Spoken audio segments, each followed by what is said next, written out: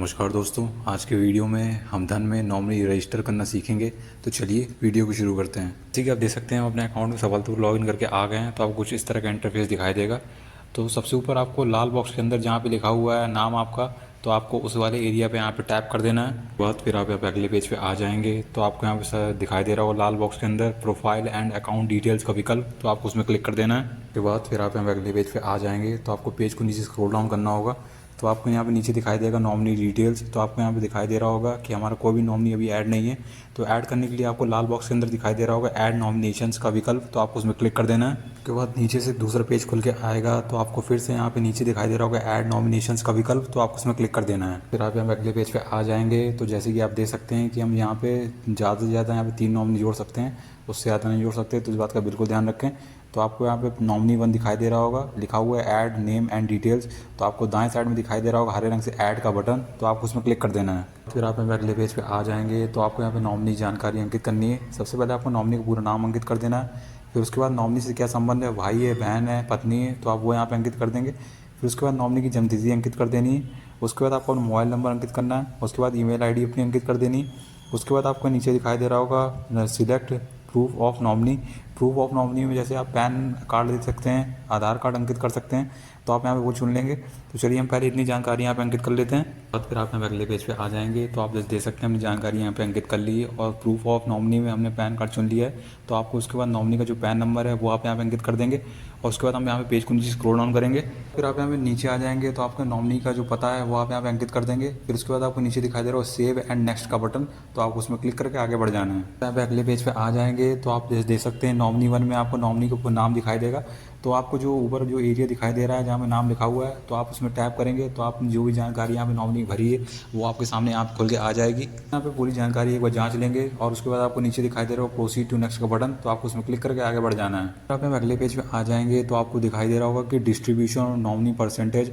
तो आप यहाँ पे नॉमिनी को कितनी परसेंटेज देना चाहते हैं, तो आप वो यहाँ पे अंकित कर देंगे। तो अगर हम यहाँ पे पूरी देने वाले हैं, तो अगर आपके एक से ज़्यादा मतलब 2 या 3 नॉमिनी है तो आपको यहाँ पे परसेंटेज को डिवाइड करना होगा इक्वल तरीके से। तो इस बात का बिल्कुल ध्यान रखें।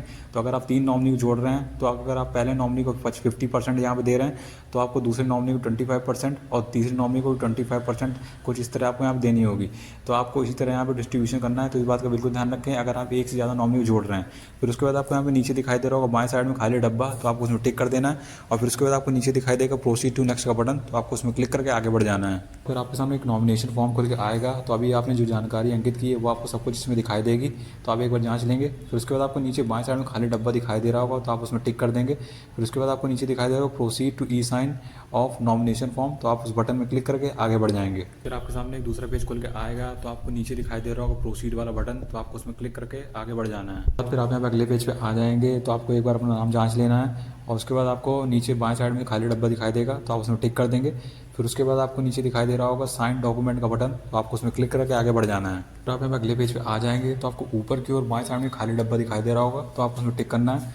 फिर उसके बाद आपको नीचे दिखाई देगा दाएं साइड में आधार नंबर, तो आपको अपना आधार नंबर अंकित कर देना है। तो आपको अपना आधार नंबर अंकित करना है, नॉमिनी का नहीं अंकित करना है। तो इस बात का बिल्कुल ध्यान रखें। तो आप आधार नंबर अंकित कर देंगे और फिर उसके बाद आपको यहाँ पे सेंड OTP वाले बटन में क्लिक करके आगे बढ़ जाना है। तो आपके रजिस्टर्ड मोबाइल नंबर पे एक OTP आएगा, आप OTP यहाँ पे अंकित कर देंगे। और उसके बाद आपको बाएं साइड में वेरीफाई OTP वाली बटन दिखाई दे रही होगी, तो आपको उसमें क्लिक कर देना है। यहाँ पे अगले पेज पे आ जाएंगे तो आपको दिखाई देगा कि आपको जो डॉक्यूमेंट है यहाँ पे सफलतापूर्वक यहाँ पे साइन हो गया है।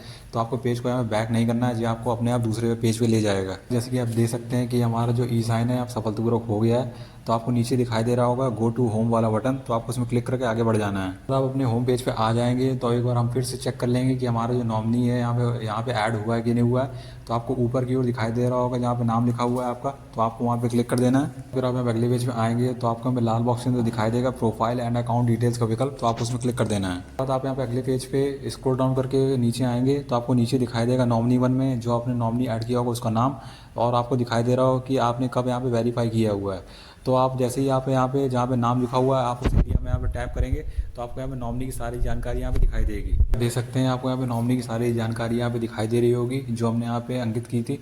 तो आप भी यहाँ पे चेक कर सकते हैं, जब आप ऐड करेंगे तो आपको भी यहाँ पे इसी तरह दिखाई देगा। तो अगर आपका डीमैट और ट्रेडिंग अकाउंट धन में है तो आप भी सेम प्रक्रिया से नॉमिनी को रजिस्टर कर सकते हैं। तो मैं यहाँ पे आशा करता हूँ आपको यहाँ पे समझ में आ गया होगा। अगर आ गया तो वीडियो को लाइक करिए, चैनल सब्सक्राइब करें और कमेंट जरूर करें।